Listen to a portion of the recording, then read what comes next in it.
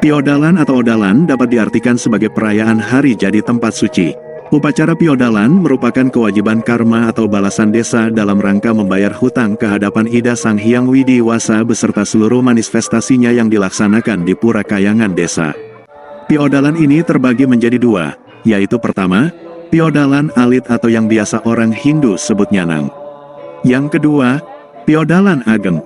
Pelaksanaan upacara piodalan baik alit maupun ageng diikuti oleh seluruh warga karma, baik yang tinggal di luar desa maupun di desa itu sendiri yang terdiri dari berbagai dadia atau klei. Piodalan yang dilaksanakan di Pura Kayangan desa, ada yang melaksanakan setiap 6 sekali dan ada yang melaksanakan setiap 1 tahun sekali.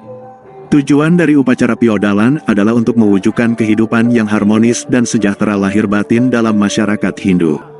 Dalam Lontar Sundari Gama disebutkan bahwa, barang siapa yang tidak memelihara dan tidak melaksanakan kewajiban di Pura Puseh tentu masyarakat sekitarnya akan kekurangan sandang pangan dan tidak terpeliharanya kehidupan masyarakat setempat. Karena Dewa Wisnu sebagai pemelihara atau stiti dengan saktinya Dewi Sri yang menguasai makanan tidak akan merestuinya. Barang siapa yang secara tulus berbakti dan melaksanakan kewajiban terhadap Pura Balai Agung, tentu masyarakatnya akan menjadi rukun dan tenteram. Karena Dewa Brahma yang distanakan di Pura Balai Agung sebagai tempat untuk bermusyawarah, dan saktinya Dewi Saraswati akan menebarkan pengetahuan kesucian agar menjadikan sama dalam perkataan, sama dalam perbuatan dan sama dalam pemikiran. Sehingga apa yang menjadi harapan bersama akan dapat terwujud dengan baik. Kemudian barang siapa yang tulus berbakti dan melaksanakan kewajibannya terhadap Pura Dalam, tentu masyarakat itu akan menjadi aman, damai dan harmonis karena terhindar dari mara bahaya. Karena Dewa Siwa atau Iswara yang dipuja dengan saktinya Dewi Durga sebagai penguasa kematian dan Dewi Uma akan senantiasa menjauhkan segala rintangan mara bahaya kepada umatnya. Bila terjadi ketidakharmonisan di masyarakat, maka akan dilakukan upacara Guru Piduka ke hadapan Betara di Pura Dalam. Bila ketidakharmonisan itu muncul akibat mewabahnya sasab merana, maka upacara itu dipersembahkan kepada Dewi Durga atau Uma sebagai penguasa kekuatan sasab merana. Sementara, dalam upacara piodalan juga dilaksanakan upacara yatnya, yakni dengan tujuan untuk membebaskan diri dari ikatan dosa, membebaskan diri dari ikatan karma, dan membebaskan diri manusia dari ikatan hukum karma. Yatnya adalah salah satu jalan untuk mencapai sorga. Untuk pelaksanaan ibadah atau upacara yatnya sendiri, umat Hindu Bali meyakini perintah agama tersebut berawal dari kisah Sri Maharaja Sagara. Secara mitologi dapat diartikan bahwa Sri Maharaja Sagara yang memerintah negeri Ayodhya mempunyai putra bernama Ansuman yang lahir dari istri pertama, yang setelah dewasa menjadi seorang pertapa. Sedangkan dari istri kedua, Sri Maharaja Sagara dianugerahi putra berjumlah 60.000 orang. Dalam kisahnya diceritakan, pada suatu ketika raja berkeinginan mengadakan yatnya yang besar yang disebut dengan upacara korban kuda atau dalam bahasa Hindu disebut Aswamedha yatnya. Upacara ini seharusnya adalah yatnya yang harus dilandasi oleh keinginan tulus berdasar pada kesucian pikiran, perkataan dan perbuatan. Namun, inti yatnya ini tidak dipegang teguh oleh Sri Maharaja Sagara.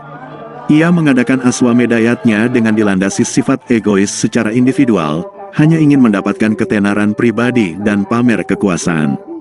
Para dewa, yakni Dewa Indra yang mengetahui maksud Raja Sagara, kemudian berinisiatif untuk menggagalkan upacara ini. Dewa Indra kemudian menjelma menjadi orang jahat atau asura dan menghalau kuda yang digunakan dalam upacara itu masuk ke dalam tanah. Mengetahui kejadian ini, Raja Sagara amat marah. Raja Sagara memerintahkan putranya yang berjumlah 60.000 itu mencari kuda yang raib. Ketika putra-putranya gagal mencari kuda yang hilang itu, maka murkalah sang raja. Ia pun segera memerintahkan kembali untuk mendapatkan kuda tersebut dan tidak diperkenankan kembali sebelum upayanya mendapatkan hasil. Kuda yang dicari itu kemudian ditemukan di tempat pertapaan Bagawan Kapila. Tanpa basa-basi, putra-putra Raja Sagara menuduh sang Bagawanlah yang mencuri kuda-kuda tersebut. Akibat perbuatannya ini, maka Bagawan Kapila menghukum semua putra-putra Raja Sagara dengan membakarnya menjadi abu lewat pancaran sinar yang keluar dari matanya. Raja Sagara menjadi cemas dan gelisah karena putra-putranya tidak pulang. Diperintahkannyalah Ansuman untuk menyusul saudara-saudaranya. Setelah sampai di tempat Bagawan Kapila, ia dengan sopan dan penuh hormat bertanya kepada Bagawan tentang kuda-kuda yang ditemuinya. Bagawan kemudian menjelaskan bahwa kuda-kuda itu bukanlah miliknya. Kemudian kuda-kuda itu diserahkan kepada Ansuman. Sebelum mohon diri, Ansuman menanyakan tentang ihwal saudaranya. Tentu Ansuman menjadi sedih mendengar penjelasan Bagawan. Namun sang Bagawan bersedia menghidupkan semua putra-putra Raja Sagara itu jika Dewi Gangga berkenan turun dari surga ke bumi. Sang Bagawan berkata, "Lakukanlah tapa untuk memohon agar Dewi Gangga turun ke dunia." Sang Ansuman menyatakan bersedia dan mohon pamit sambil menuntun kuda-kudanya pulang menuju kerajaan. Apa yang dialaminya kemudian diceritakan kepada ayahnya, begitu pula tentang cara menghidupkan kembali semua putranya. Dari sinilah raja baru menyadari seluruh perilakunya yang salah. Kerajaan kemudian diserahkan kepada putranya Ansuman untuk memegang tampuk pemerintahan. Sedangkan ia melakukan tapa memohon agar Dewi Gangga turun ke bumi. Sampai akhir hayat, tapa Sagara belum juga dikabulkan.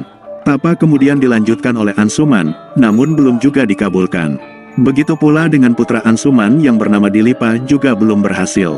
Akhirnya atas perkenaan Dewa Brahma dan Dewa Siwa, maka Dewi Gangga dapat diturunkan dari surga berkat tapa sang Bagirta putra Dilipa.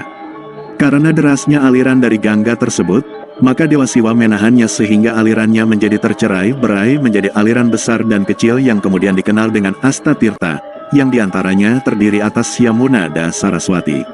Sementara sumber mata air pertama yang berada di surga disebut Paramasiwa.